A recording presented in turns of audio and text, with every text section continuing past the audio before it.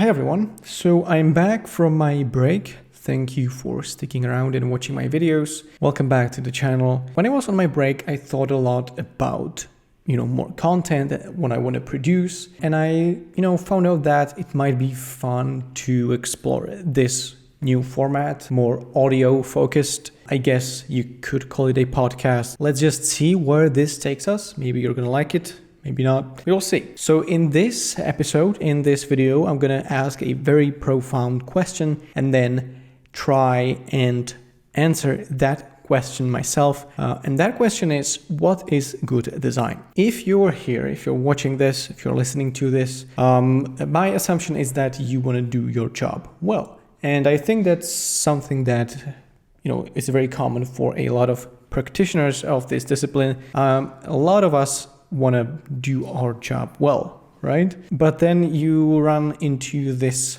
little problem, which is how you evaluate this, what you've done. Designing something is a very creative process, and there might not be clear evaluation structures to determine if something is good or not. But at the same time, you need this kind of feedback to improve and to basically determine if what you are doing is worthwhile. And mainly, you want to be able to deliver something of value to your clients or just for your personal projects. So knowing what you can do to evaluate this is very important, right? I would argue that you have basically two ways to determine if a design is good. So I think you could go the subjective or the objective way. The subjective way would be simply looking at it and asking yourself, or maybe asking other people what they think about a certain thing, about a certain design that you produced, and then simply think about, the responses. You could even compare your work to your previous work, or just take a look at what you've done and then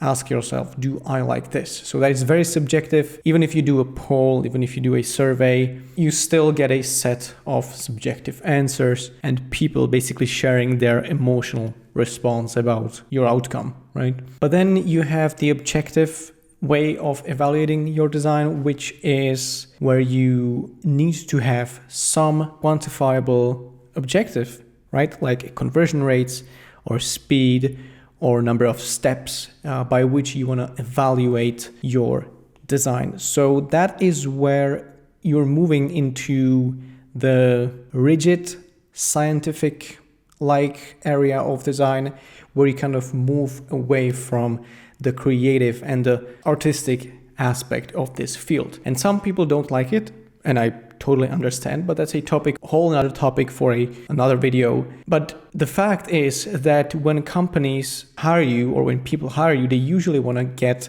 a good value back. And almost always design is used to solve a specific problem. And you can also measure to what extent it actually is able to solve that problem. So that's another way of evaluating if a design is good. You simply measure the outcome, or you measure whatever it's trying to improve, right? Conversion rates, speed, number of steps, maybe some kind of other quantifiable metric. I guess you could even put the surveys into this category, although it might be a little bit tricky, since if you're just going to ask people about their opinion on something, you get an aggregate subjective rating, which is great, but this kind of data is hard to base predictions on. Whereas if you have like an A/B test of two designs and you determine that one of them has a 20% higher conversion rates,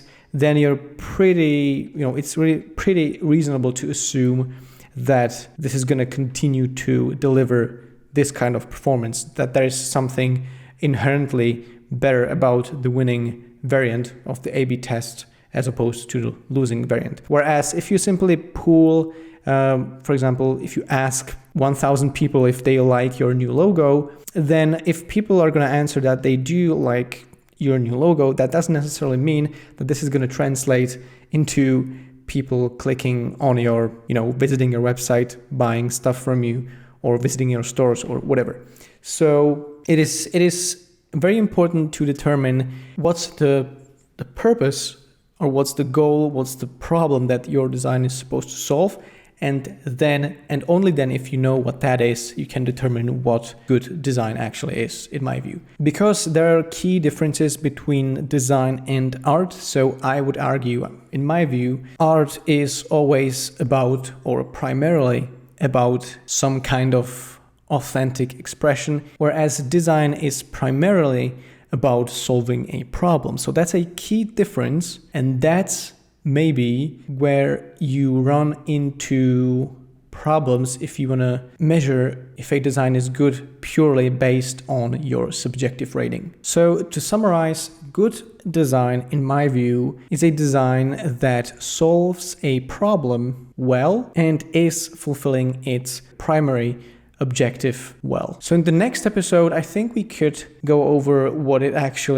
how we can actually design better. I can share some of my process, how I arrive at certain results, and I'll be happy to read your thoughts on this in the comments below. So thank you for listening. Leave a like if you found this valuable, and I will see you in the next one.